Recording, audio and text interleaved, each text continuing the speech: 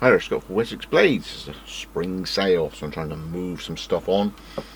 Okay, so I've got these new model launch neck knives.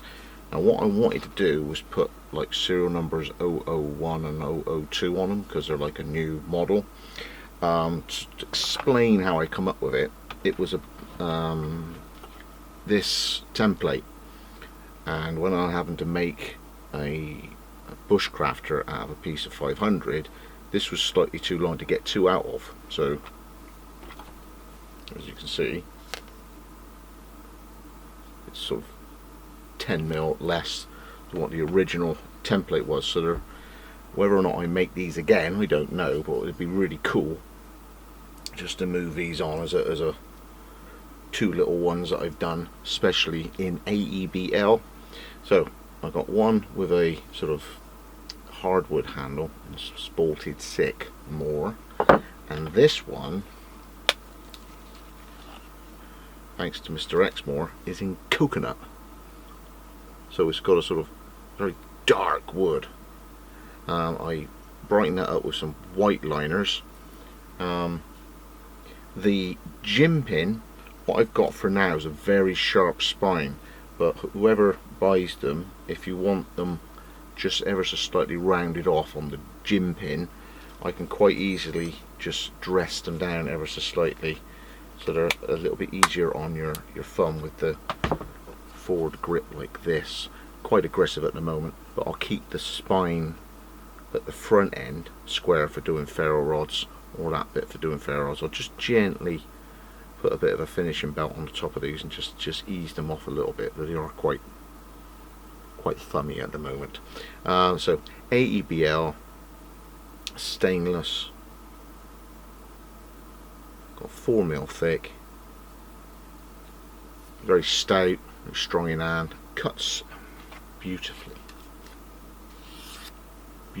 sharp.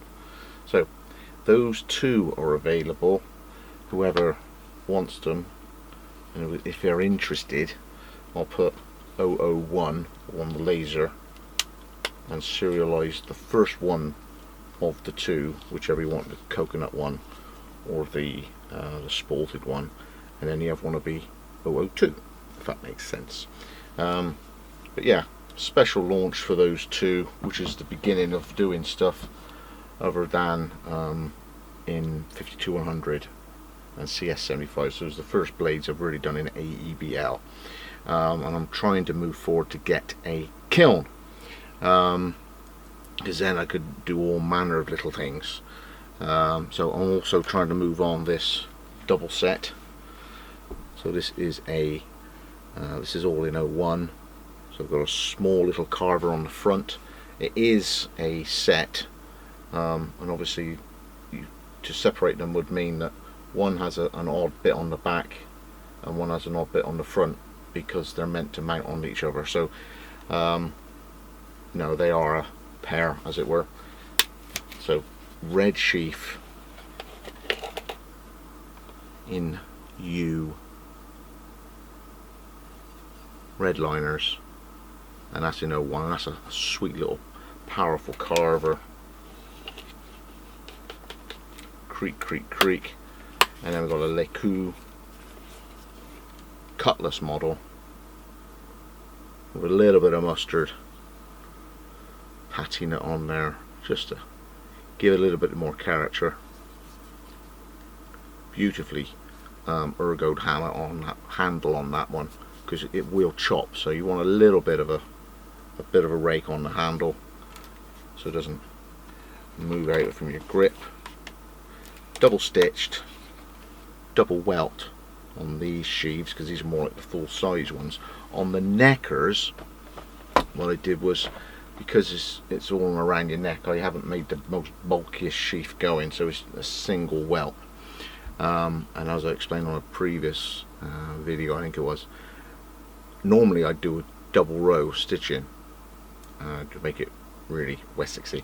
But what I've done with this is I've gone down a little bit and gone back up, so it's actually double stitched, if that makes sense. It's not just a single run, it's a run up and then back again. So when you look really closely, you can see two threads like this as they're coming in and out, as it's gone up and back. So it's very strong, rigid sheath. Yeah, it's a pretty stout pair of neckers, that is. Still got the parang to move on, if anybody's interested.